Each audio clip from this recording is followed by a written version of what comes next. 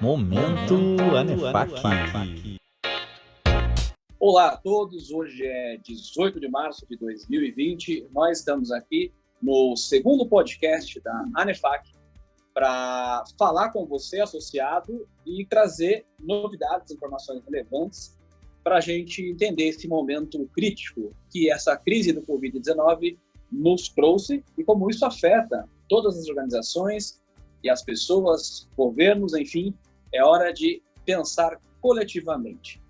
Eu sou Emerson Dias e comigo aqui nós temos a Marta Pelúcio, Matias, lá da Argentina, Vivian, da Colômbia, Carlos Assunção, do Rio Grande do Sul, Douglas, em BH, Guilherme, lá em Curitiba e Eduardo, em Salvador. Hoje nós temos aqui, de fato, uma comunidade bastante abrangente de vários estados do Brasil e também de fora do Brasil, com nossos amigos aqui da Colômbia e da Argentina. E para começar essa conversa, eu queria trazer para a reflexão uma frase do ministro das Finanças do Reino Unido, que depois de anunciar um pacote de 424 bilhões de dólares para estímulo à economia, falou esta seguinte frase que eu acho muito interessante de pensar sobre ela. Esse não é o momento para ideologias ou ortodoxia, é o momento de ser ousado. Farei o que for preciso. Bom, me chamou a atenção porque, de fato, é um momento de não pensar muito em ideologia e ortodoxia, mas pensar em solução prática para os problemas que estamos enfrentando. Por outro lado, ser ousado muitas vezes pode nos levar a tomar decisões precipitadas e erradas.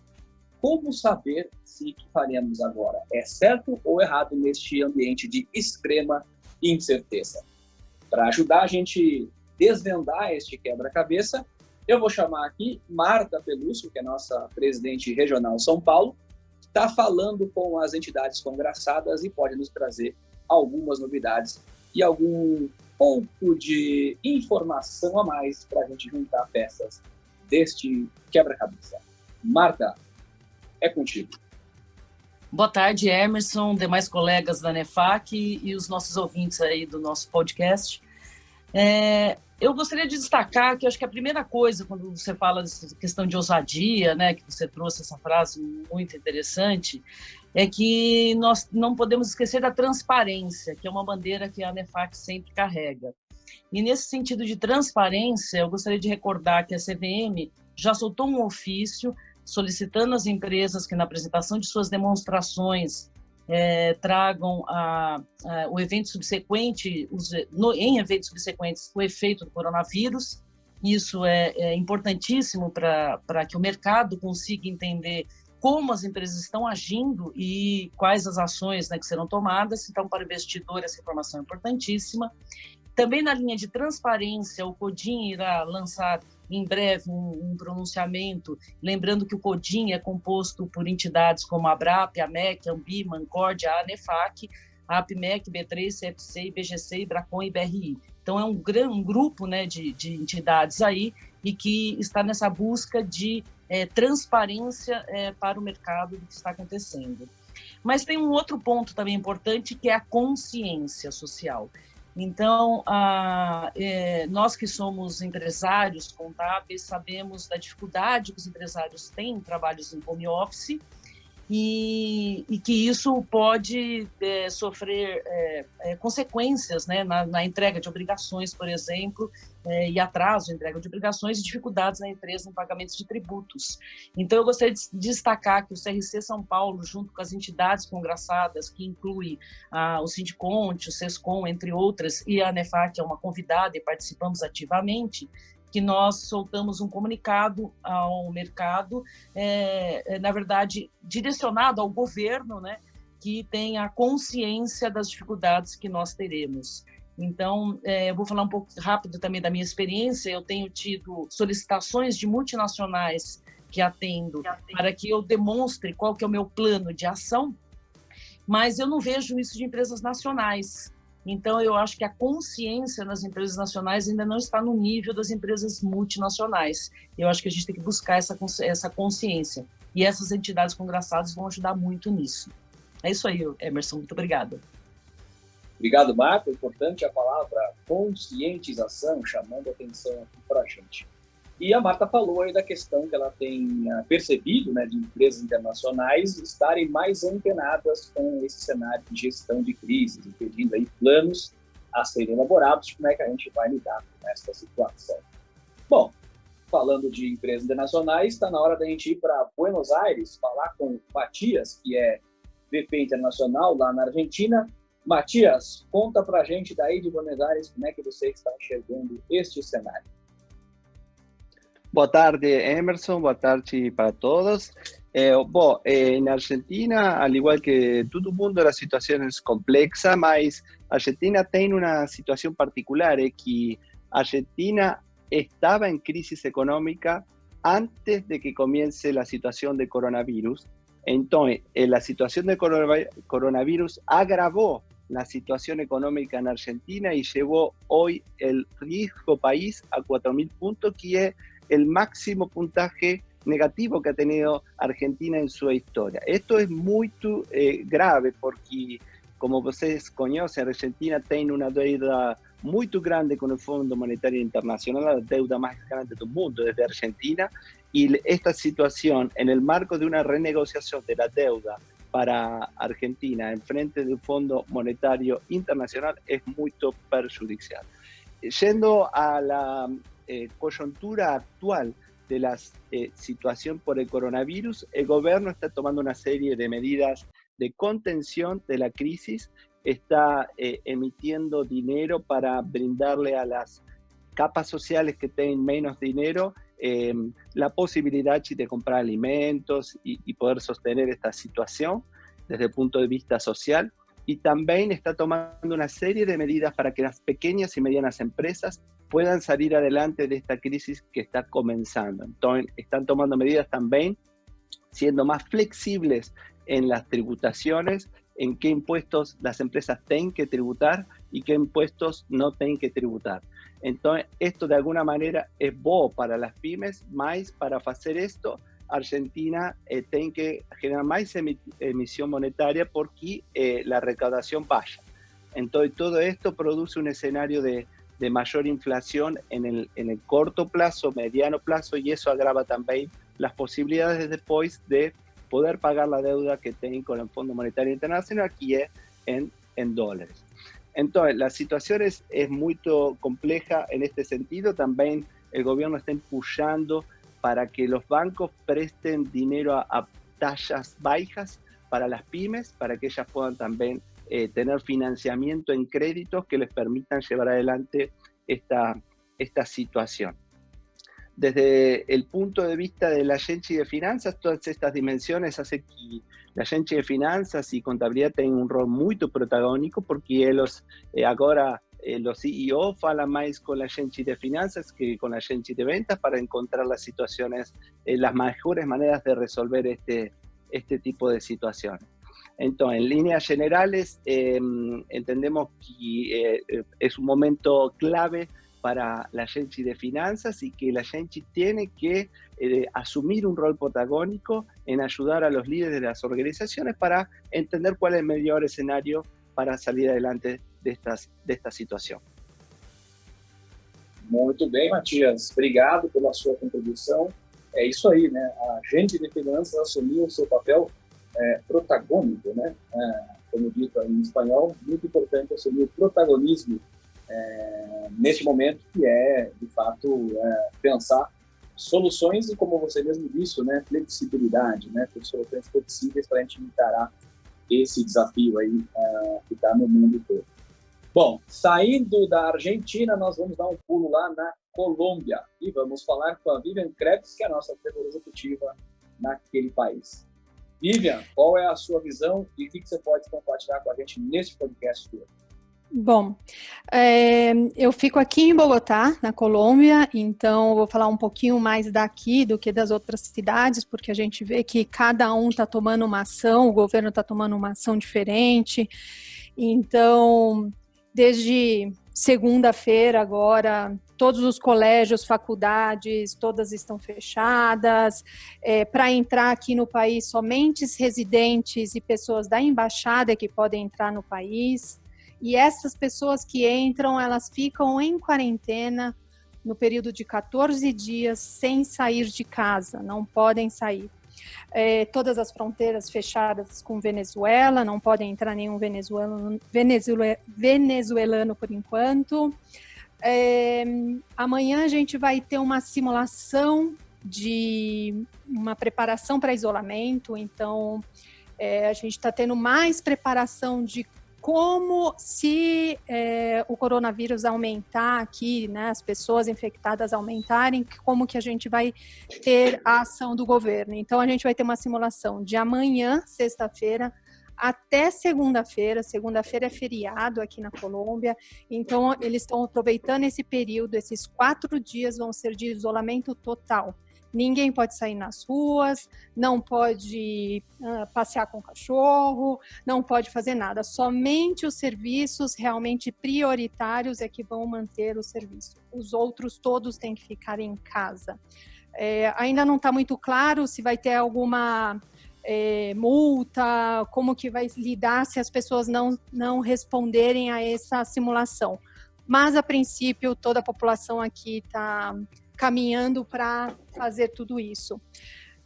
Pensando na parte financeira, as empresas estão sofrendo bastante, ainda não tem um número exato de como isso vai afetar os negócios da empresa, mas se a gente pensar em empresas que trabalham em fábricas, né, que são fábricas que trabalham todos os dias da semana, acontece que nesse período vão ficar com a fábrica fechada 4 dias. Então é algo bem complexo que as empresas ainda estão correndo para entender o que isso vai realmente resultar na parte financeira, na parte de vendas, na parte de tudo, né? Outras cidades, cada uma está tomando uma medida, tem outras cidades menores, então tem algumas que também não está podendo transitar nessas cidades, estão pedindo para todo mundo ficar em casa, como a gente está com feriado aí, muitas pessoas estavam planejando para viajar, não pode mais viajar, pessoas que estão fora por exemplo, pessoas do Brasil que estão aqui em viagem, estão sendo solicitados para que voltem logo para o Brasil, então não podem ficar, se eles ficarem, tem que ficar dentro do hotel, não pode sair.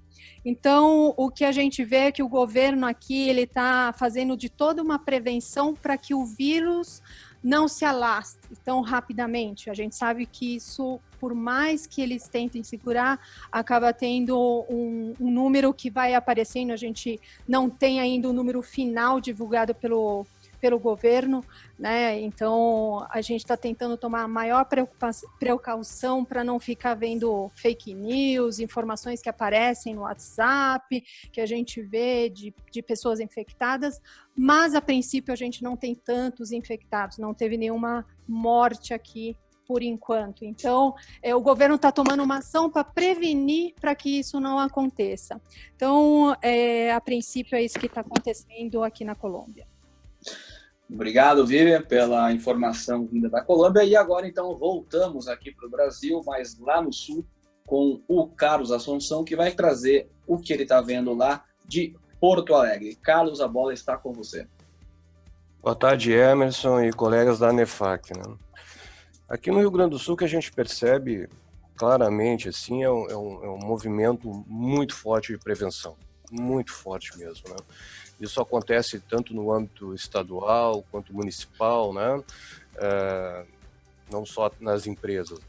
Essa semana, ontem mesmo, ainda saiu um decreto do governo municipal restringindo acesso a shopping, restringindo acesso a restaurantes e assim por diante, né? Escolas paradas e tal. Então, esse movimento de prevenção e de resguardo, ele tá muito, muito presente. Empresas de TI com forte atuação,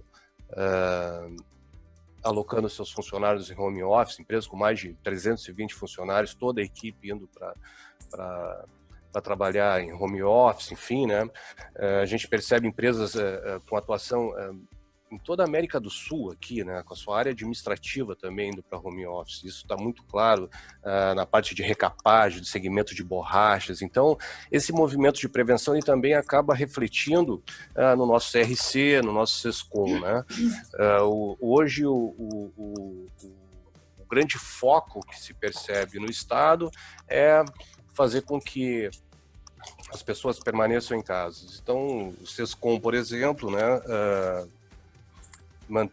suspendeu todos os seus cursos presenciais aqui em Porto Alegre e no interior do estado, né? Os grupos de estudos e a gestão e de gestão também foram suspensas, né? As atividades que são remotas, elas permaneceram, como acesso ao WhatsApp, questionamento e tal, mas essas atividades presenciais do Sescom, Sescom RS, elas foram suspensas, né? Isso aconteceu também no CRC, né? O CRC, todos os eventos de março, eles foram suspensos também, e o atendimento presencial, ele está suspenso por tempo indeterminado. Tá? Então, essa é a situação que a gente está enfrentando, né? E não tem uma clareza ainda de qual vai ser o reflexo na economia do Estado. Isso ainda não tem uma clareza grande. Por isso é tão importante essa troca de informação, por isso é tão importante a gente estar se atualizando das ações que as empresas estão fazendo para se manter ativas.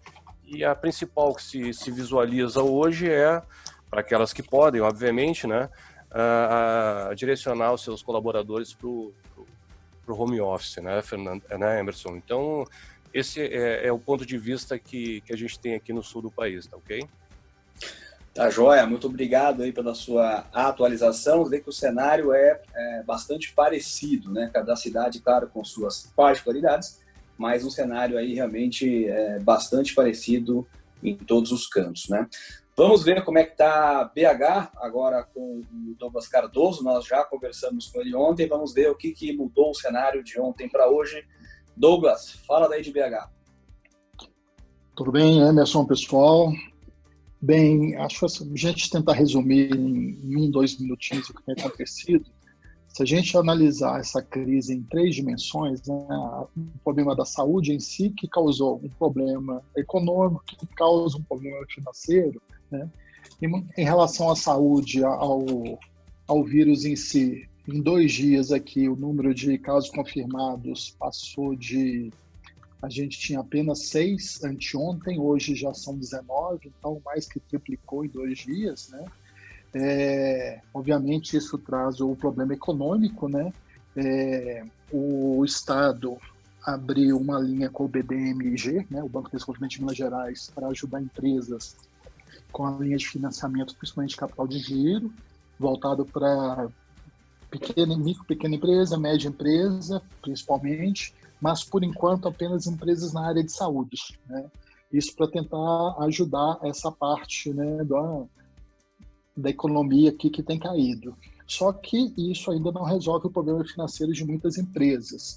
A hora que a gente analisa o que tem acontecido em alguns mercados, eu tenho conversado, né, com alguns empresários aqui, obviamente, eu acho que isso tem acontecido no país inteiro. A hora que a gente pega farmácias, supermercados, né, eles têm notado um aumento, né, das vendas aí nessas últimas semanas, principalmente, né, nessa primeira quinzena de março. Agora, a hora que você vai na área de turismo, transporte, por exemplo, caiu pela metade, né? Agora, a hora que você vai para o microempresário, aquele cara que tem um restaurante, né, que tem um bar, eles estão muito preocupados, porque a maioria das empresas aqui já adotou home office. No primeiro momento, apenas para aqueles que tinham mais de 60 anos ou tinham algum problema de saúde. Isso a semana passada. Essa semana, muitas empresas já estão estendendo para quase toda a força de trabalho, a não ser aqueles que são fundamentais para manter a operação da empresa. E com isso, esses restaurantes têm visto a demanda cair muito, né? Hoje, na hora do almoço, eu conversei com o dono de um restaurante e falei, aí, vocês vão ficar aberto e tal? Ele falou, eu não posso fechar. A demanda caiu muito, eu estou atendendo aqui talvez 1/3, 20% do que eu atendia, mas já me paga os meus custos, né? A minha preocupação é se essa demanda cair ou se vier uma ordem, né, executiva que os restaurantes têm que fechar, como que eu vou fazer para pagar meus impostos, né? Então, é uma preocupação que as empresas têm tido e a regra é aquela regrinha quando a gente tem crise, né? É seguro caixa, né? Se tem algum valor a receber aí, né, algum atrasado, é negociar com o seu cliente para te pagar, cortar ao máximo os custos para, no final, economizar caixa, porque a gente não sabe a duração dessa crise e quanto de dinheiro a gente vai precisar, porque os negócios realmente, o faturamento de muitas empresas estão caindo. Então, acho que basicamente, para dar uma pincelada, foi isso. Obrigado, Emerson. Obrigado, Douglas, de Belo Horizonte, realmente, né? Belo Horizonte muito conhecida, inclusive, aí pelos maravilhosos bares, né? E seus famosos quitutes saborosíssimos. Realmente é uma preocupação muito grande com o comércio, né? E principalmente o pequeno comerciante que não tem aí uma reserva financeira, um fôlego muito grande. Como é que isso tudo vai se comportar aí nos próximos tempos, né? Isso tem efeito direto no humor das pessoas e na sua sobrevivência, não é mesmo? Afinal de contas, estamos falando de emprego, né, de trabalho e renda para as pessoas. Bom, o nosso último a comentar aqui, antes da gente partir para o encerramento, vai ser Guilherme Paludo, que está lá em Curitiba, também nosso diretor executivo. Guilherme, o que você diz daí de Curitiba? Alô, Guilherme? Oi, Emerson, boa tarde, colegas da NEFAC. Então, nós temos acompanhado, né, as notícias dos desdobramentos do coronavírus, né, nos demais estados do Brasil e principalmente nas principais capitais, e a gente sente aqui em Curitiba, no Paraná, um certo atraso, uma certa relutância em tomar medidas um pouco mais drásticas. A gente tem já alguns decretos municipais e estaduais restringindo eventos, acesso a locais públicos, né? Porém, o principal, né, para o empresário são esses pacotes, né, essas medidas que São Paulo, Minas, Porto Alegre trouxeram de eventuais subsídios, né, que tipo de assistência o governo pode dar para o empresário para ele passar por esse período. Porque, como os colegas comentaram, né, as contas estão vindo e a receita está diminuindo. Então, aqui no Paraná, a gente sente, né, esse cenário, essa incerteza, porque o governo do estado ainda está muito relutante em conceder algum benefício, algum convênio para dar esse auxílio para as empresas. Em termos de andamento, né, das empresas, a gente pode trazer como referência o setor automotivo, que é muito forte, Curitiba e região metropolitana. Todo o administrativo já está em home office. A produção ela tende a parar, e esse é um estudo interessante, porque as empresas não gostariam de parar a sua produção, porém a perspectiva é de falta também de matéria-prima e insumos para a produção, então é melhor ir parando em parte agora do que ter que parar mais para frente. Então, a gente tem sentido um planejamento grande por parte das empresas para tentar manter suas atividades e manter sua receita.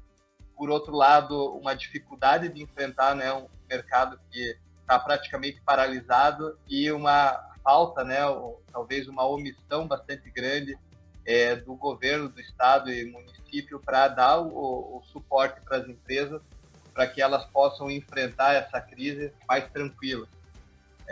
Não vai ter faturamento, mas as despesas continuam vindo, né? E sem esse pacote aí de incentivos e benefícios, vai ser muito sofrido, né, passar por essa crise, mais uma crise, né, para o nosso mercado. Muito bom, Guilherme. Obrigado aí pelas contribuições. Realmente, né, olha aí a importância de estarmos todos conectados, né, iniciativa privada, governo, sociedade como um todo, porque, como abri este podcast, né, reportando aqui a frase do ministro das Finanças do Reino Unido, o Rishi Sunak, que diz que esse não é momento para ideologias ou ortodoxia. É o momento de ser ousado, farei o que for preciso. Exatamente este é o ponto, né? Não dá para este momento a gente ficar com ortodoxias e ideologias, mas ação para a gente tentar minimizar o máximo possível os efeitos desta crise Covid-19 que afeta todo o planeta, né? A você que acompanhou este podcast, esta é mais uma iniciativa da ANEFAC de trazer para você informação relevante. E eu queria dizer para você que neste giro que fizemos aqui de São Paulo, partindo para Buenos Aires, na Argentina, depois Bogotá, na Colômbia, voltando a Porto Alegre, no Rio Grande do Sul, passando por Belo Horizonte, Minas Gerais e chegando até Curitiba, no Paraná, nós percorremos aqui 17.425 quilômetros de acordo com o Google. Isso daria 246 horas de viagem de carro. E você, aqui que acompanha o nosso podcast, teve todo essa abrangência geográfica num simples clique diretamente aí no link aqui do podcast da ANEFAC. Nos acompanhe, nós temos várias iniciativas no sentido de trazer para você sempre informação relevante, seja aqui no nosso podcast, seja através de textos ou vídeos nas nossas redes sociais. Acompanhe a ANEFAC nas nossas redes sociais e também pelo site anefac.org. Uma associação que desde 1968, ou seja, 51 anos, trazendo pioneirismo, educação, transparência, network e aprimoramento profissional. Eu sou Emerson Dias, vice-presidente de Capital Humano, e me despeço de você neste instante. Até a próxima.